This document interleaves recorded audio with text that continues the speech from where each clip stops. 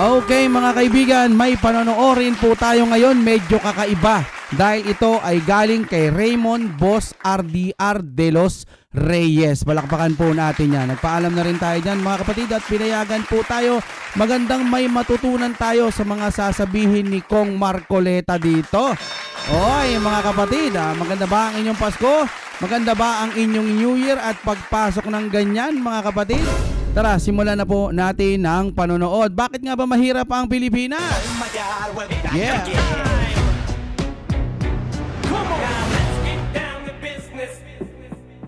Siyempre, ako'y nagtataka nga. Kasi nga, dahil sa nagbabalita, nanunood tayo ng mga iba't ibang klaseng balita na ang sinasabi nila, may mga budget na trilyones. May mga budget na bilyones. May mga budget na milyon, something like that, at marami pang ibang mga bilyong budget, trilyong budget, lalo na ngayong 2025. Ngayon, mararamdaman ba natin? Ulit, nararamdaman ba natin? Nakikita ba natin? Yun ang gusto kong malaman kapatid. Kasi nga, sa dating administrasyong Duterte, doon ko lang po kasi naramdaman na meron talagang pagbabago. Ngayon dito sa ating administrasyon, medyo parang nakukulangan ako. Tara, panoorin na po natin si Sir Marcoleta at ang ating De los Reyes. Ayan, yan. I-play na po natin ito. Tayo yung nagluluklok doon sa mga taong nagpapahirap sa atin. Paano pupunta yung mamumuhunan dito, RDR? The worst. Teka. Una pa lang, ang ganda na sinabi. Tayo ang nagluluklok sa mga nagpapahirap sa atin. Tama ba yung dinig natin doon? O, tingnan natin ha. Doon sa mga taong nagpapahirap sa atin. Paano pupunta yung mamumuhunan dito, RDR? The worst airport in the world. Philippines. Traffic capital. Philippines. Pinakamahalang internet at pinakamabagal. Philippines pa rin. Ikaw ang pinakamataas ang kuryente. Philippines. Yung napakaraming mga magnanakaw ng jumper, tayo pa rin ang magbabayad. Pinagnakawan na kuryente ang nagbabayad kami. Ang issue yung pagpapatupad. Bakit naman kami magbabayad? Di naman namin ginamit. Halimbawa, Meralco. Ito lamang ang negosyo na walang pangalan. Congressman Rodante Marcoleta has represented Sagip in the Philippine Congress since 2016. Maganda to. He also hosts the Net 25 program sa Ganang Mamamayan and Bagong Barangay ng Mamamayan in Action. Highlighting his commitment to public service and community issues. Kapag ka mababa ang kuryente, magsisipasok ang mga mamumuhunan dito sa ating bansa. Hindi tayo salat kung ang pag-uusapan ay magagandang batas. Ano yung walang kasapatan? Yung nagbabantay sa pagpapatupad ng mga batas. Galing, no? Meron mo bang parte ang Sayang, no? Sana si Marcoleta, no? Okay. Sana maging senador to. gobyerno sa ika-asenso ng mga tao? Napakalaki ng parte ng gobyerno RDR. Unang-una, kinakailangan i-provide mo yung mga kondisyon na magaganda. Para sa ganun ay makipaglaban ang isang mamamayan. Halimbawa, yung kuryente, kinakailangan mababa. Magagawa ng gobyerno yun kung gusto niyang gawin sapagkat yun naman ang itinatadhana ng mga batas na ginawa ng Kongreso. Number one, sabi niya, idulot mo sa mamamayan ang kuryente sa isang secure na paraan at affordable na paraan. Hindi lamang brownout ang ating iniiwasan. Pinakamahalaga doon, kailangan matupad yung isang affordable na presyo ng kuryente. Mabigat din kasi sa atin to, no? Kapag pagka November 1, ito yung ginagawang costume, yung mga bill ng kuryente. Kasi nakakatakot talaga pag dumating na yung bill. Sa mga solusyon talaga ay pababain ang kuryente. Kapag ka mababa ang kuryente, magsisipasok ang mga mamumuhunan dito sa ating bansa. Wow. Tayo kasi sa Asia, ang pinakamataas ang rate ng kuryente. So ibig sabihin ganito, ano? Mataas kasi ang kuryente natin. So yung mga ibang gustong mamuhunan at dito magtrabaho sa Pilipinas or magnegosyo pala, no? Magnegosyo.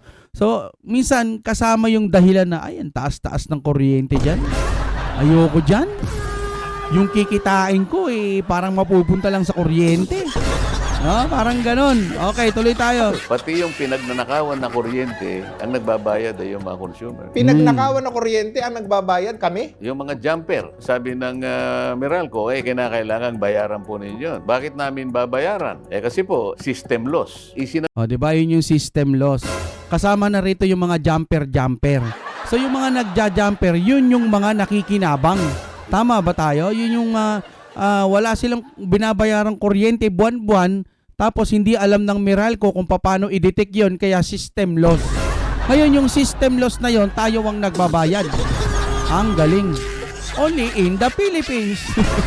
Tuloy po tayo mga kapatid. Sa batas nila yun. Nakasulat yan sa billing ng kuryente ko. Nakalagay sa billing ng kuryente, halos 6%. 6% ang system loss na hindi mo ginamit pero bawat tao na gumagamit ng kuryente sila nagbabayad. Grabe. Babayaran mo. Bakit naman kami magbabayad? Di naman namin ginamit. Dalawang klase yung sinasabi nilang system loss. Isang technical, isang non-technical. Yung technical, halimbawa pumutok yung transformer o nasira yung metro nila. Mga technical na bagay ito. Teka.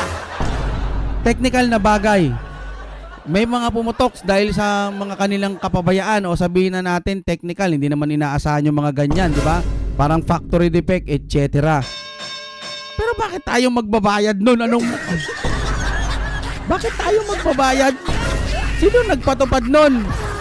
Anak ng teteng kawawang mga mamamayang Pilipino, oy. Yung mga technical na bagay na yun, na pagkawala ng kuryente, sa atin ipababalikat yun. Naku. Ang pinakamasaklap doon, RDR, yung non-technical. Ito na yung pagkakamali ng accountant ng distribution utility. Hindi niya naisulat yung tamang gamit siguro. O yung bookkeeper, nagkamali ng kanyang entrada sa kanyang libro. At So ibig sabihin sila. Pagkakamali nila to, system loss. Okay, tingnan natin. saka yung napakaraming mga magnanakaw ng jumper, tayo pa rin ang magbabayad. Sabi ko, anong katwiran ito? Halimbawa, Meralco, bago pa kayo magpasya na pumalaot sa ganyang klaseng industriya, alam nyo na merong system loss. Yan ang nature ng industriya. Pero kahit alam ninyo na may mawawala, dapat legitimate business risks. Lahat ng Nakakatakot naman to.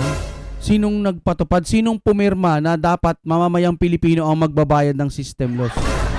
Saklap, di ba? negosyo may risk eh. Ultimo sari-sari store may risk eh. Ito lamang ang negosyo na walang panganib. Kaya hindi siya kumukuha ng pulis na magbabantay nung jumper. Bakit pa kanya kukuha ko ng bantay at pulis? Gastos lang yun. Ito tal naman binabayaran nyo na. Eh anong effort?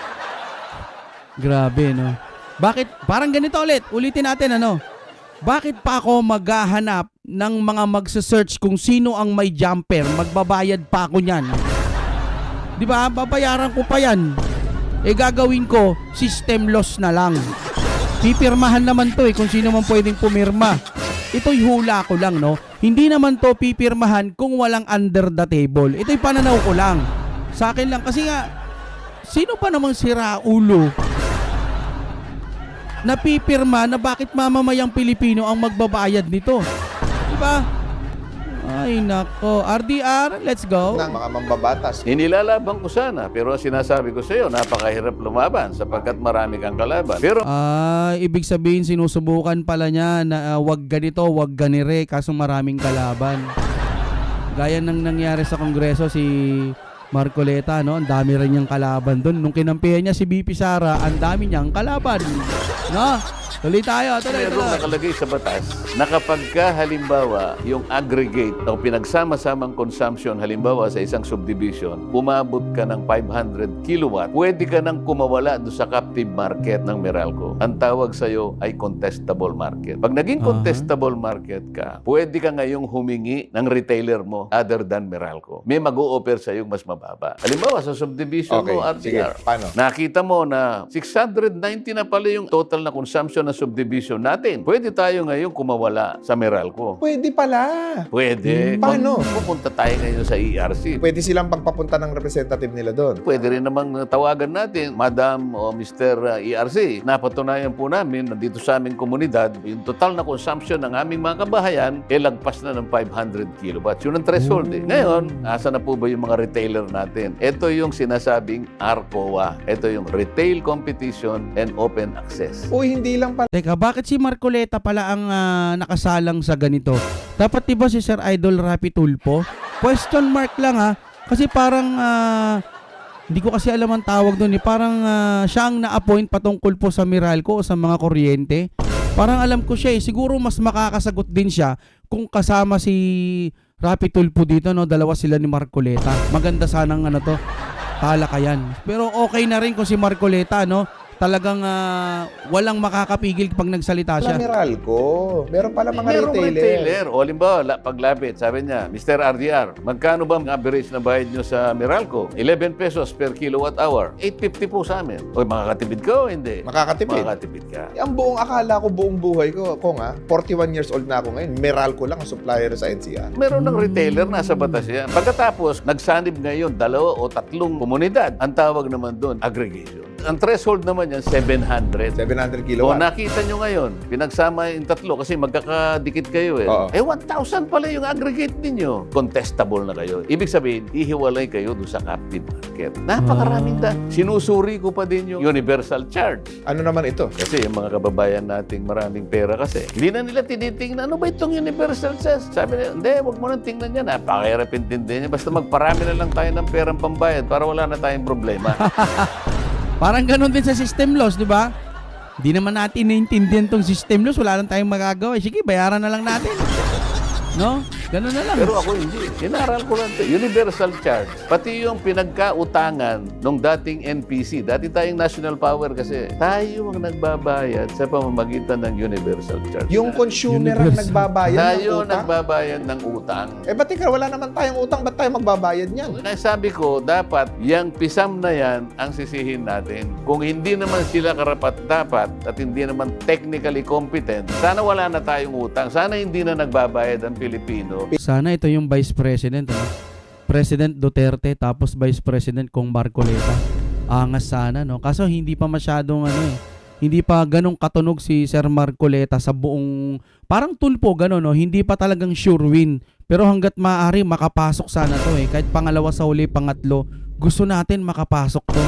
Dahil ang galing, nakikita niya kung anong merong mali. Nahihirapan tayo niyang kuryente na yan na napakaraming sinisingil sa atin nang hindi natin napapakinabangan. Hanggat hindi mo na ibababa ang presyo ng kuryente, there is a continuing violation of that law which was enacted 23 years ago. Eto na naman tayo sa violation rules of law. Nakakarinig, di ba, ilang beses na natin narinig yan. Meron pang sa batas, ganito, bawal pala yung ganito, konstitusyon, nilalabag na naman yung mga konstitusyon.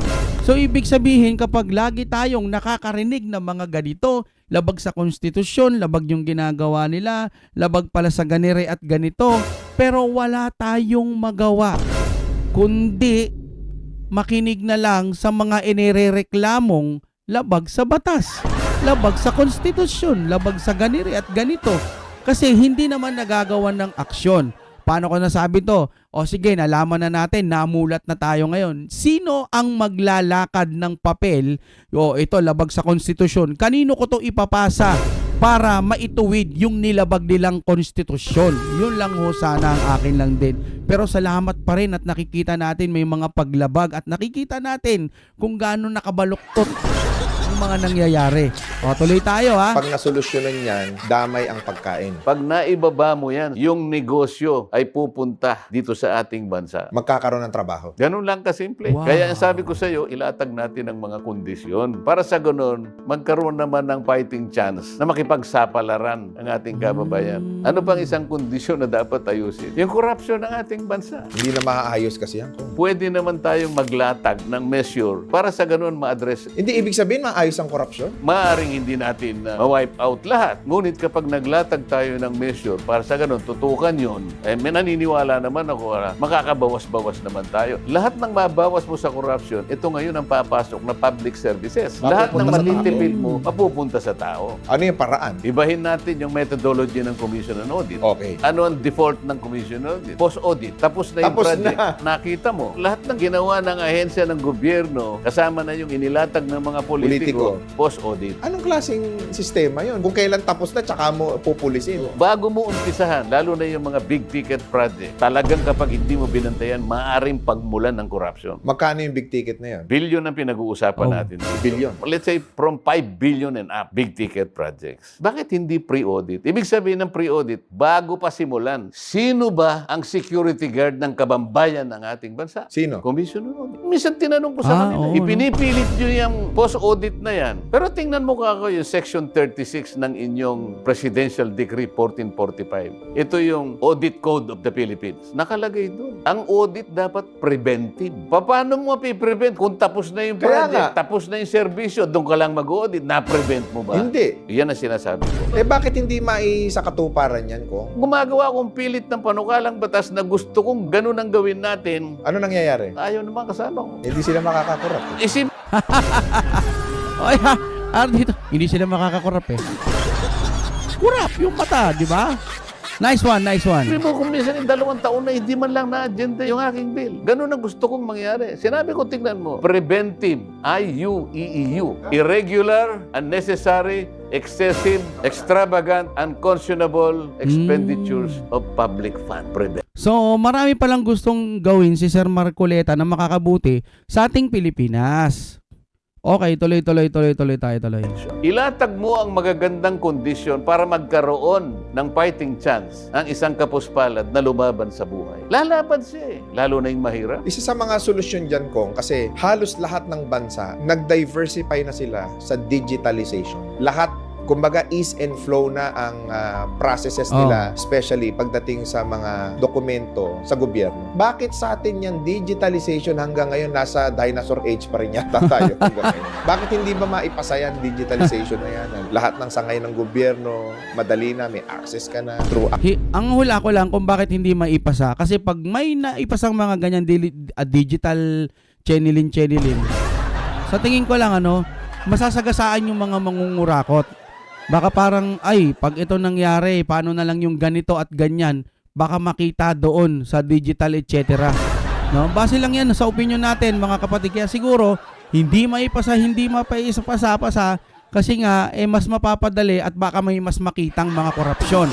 Yun lang din ang aking opinion dyan. na lang. Bakit hindi magawa? Tinatanong ko rin yan Maski sa DICT, tinanong ko na nga yan Isa siguro sa paliwanag, ba't ka ako bibigyan kayo ng X amount budget per year? Bakit ang inyong utilization ng budget nyo is only 25%? Ibig sabihin, hindi nila alam gamitin kung paano nila gagamitin yung budget nila. Talaga bang naiintindihan nyo yung trabaho nyo? Bakit ang absorptive capacity niyo 25% lang, 75% babalik sa treasury? Sinabi nga ng Pangulong Marcos, sa kauna-unahang zona niya, natatandaan ko Sinabihan niya yung Department of Migrant Workers. Ito yung mga nagmo-monitor ng kalagayan ng ating OFWs. Ito yung Department of Migrant Workers na bagong-bagong gawa. Kailangan ma-digitize na ninyo. Kasi yun lamang kanyang mga certificate. Kailangan bang umuwi pa sila rito samantalang 3 buwan na nagtatrabaho halimbawa sa Germany o sa European Union, pupunta pa rito para kunin niya yung tinatawag na employment certificate. Pwede. Oo nga,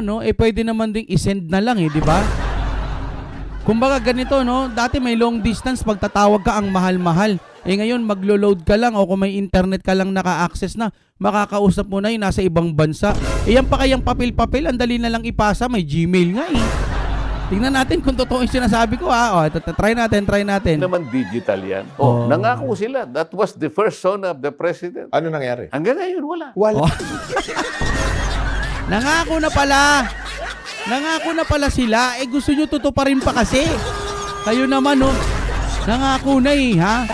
Sinabihin pa ang DICT, makipag-coordinate ka sa DICT para sa ganun, magawa yan. First zona. Pangatlong zona yung narinig mo, itong kahuli-huli yan. Wala pa rin. Yung SIM Card Registration Act, ginawa yan for the safety ng may-ari ng SIM card. Pero nung lumabas yung batas na yan, Kong, lalong dumami yung mga scammer. Ba't nagkaganon? Ang issue yung pagpapatupad Doon may SIM registration na, dumami pa scammer. Okay? Nagkakaroon ng problema. Tinanong din namin sa kanila yun. Pati nga kayo, DICT, dapat kayo nga yung pinakamagaling kasi kayong departamento, pati kayo nahahack. Ultimo DICT na DICT nahahack. Only in the Philippines. Paano sila mag-i-implement? Dapat siya yung hacker dahil siya yung departamento na may kinalaman sa technology ito. Yes. Kapag ka ikaw mismo Depende. Naalala ko lang bilang sumagi sa isipan ko, sa deep web kasi or sa dark web, pwedeng ibenta doon yung yung information mo Siguro may mga inside job na ewan ko lang to. Pamahiin ko lang to. Hindi. Opinion ko lang to, Siguro baka doon sa DICT ba yan o diyan sa mga akala natin secure, pwede kasing ibenta yung underground kaya hindi natin alam. Minsan nga alam pangalan mo, di ba? Naka-register ka na ibig sabihin ang nakakaalam lang nun yung mga pinag-registeran mo. Halimbawa, ni-register ko ang SIM card na to, pero magugulat na lang tayo, alam niya yung pangalan mo. May ganito ka raw na babayaran.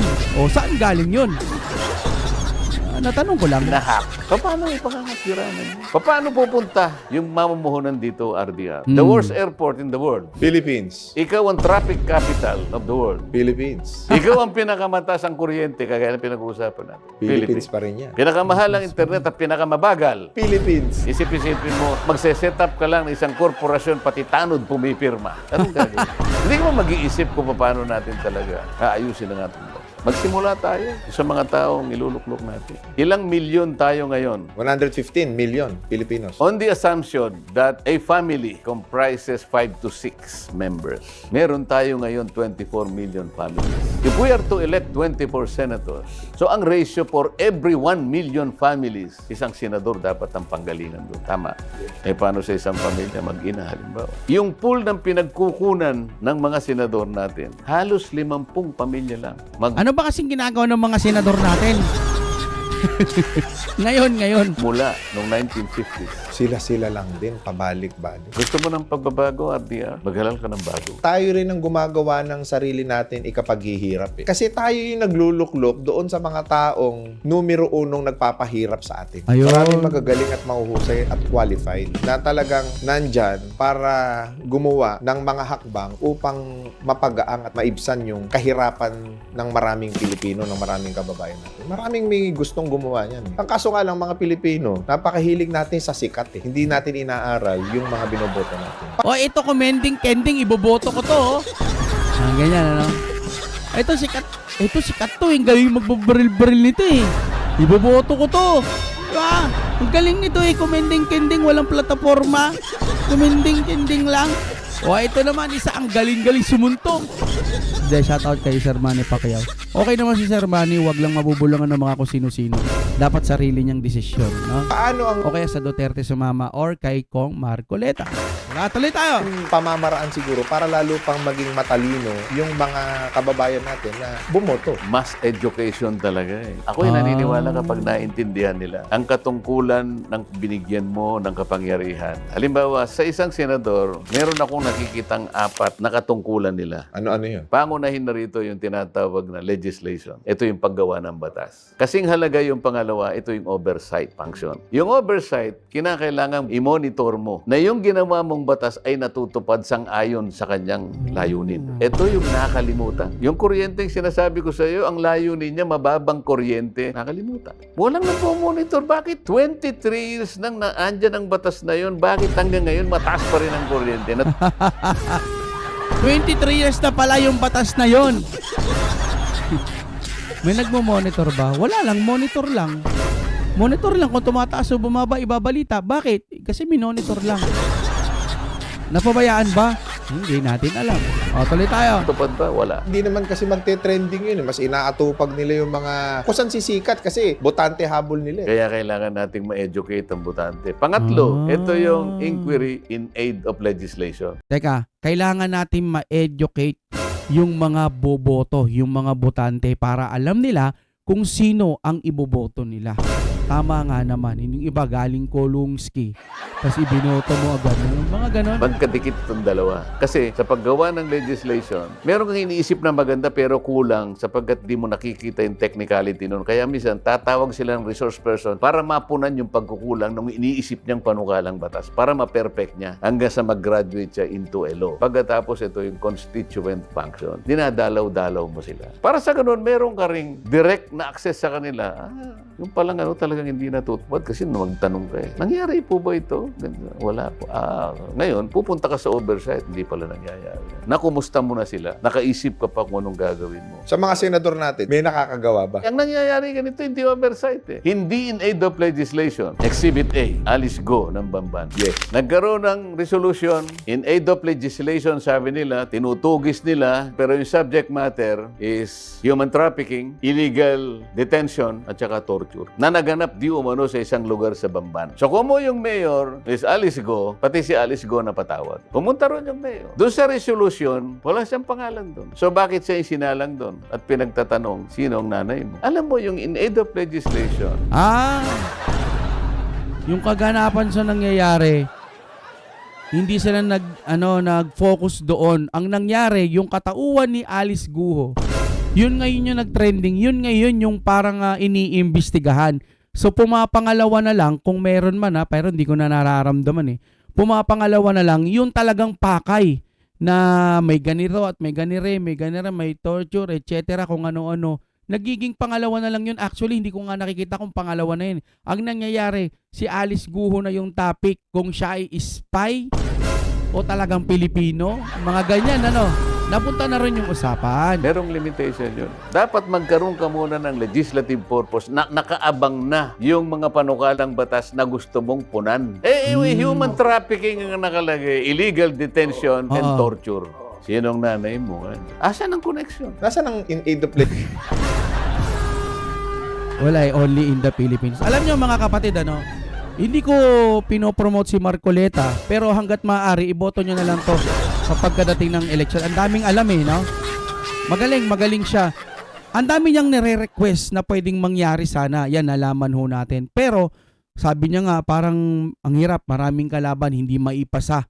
Ano ba ang dahilan? Kasi tayo naman ang gusto lang natin mapabuti. Tayo lang naman kung bakit natin ipapatupad ito kasi ito yung makakabuti para sa ating Pilipinas. Ang nangyayari, base sa aking opinion sa binabalita, sa napapanood natin, may mga humaharang kay Marcoleta.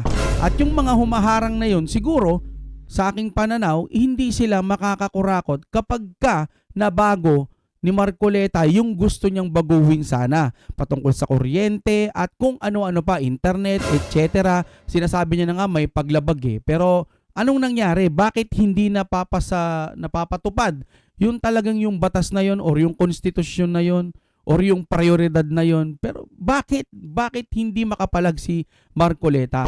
Siguro mayroong mga nasa taas na ayaw nilang pumayag. Kasi nga, pwedeng sabihin nilang hindi pwede kasi may technical sa ganitong problema, baka hindi talaga po pwede o hindi naman kaya, baka kurakotin. Yung mga ganun, baka hindi na sila makakurakot. Yun lamang po mga kapatid.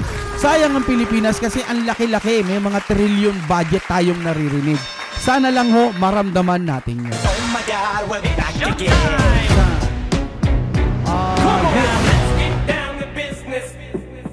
Maraming salamat po sa inyong panonood.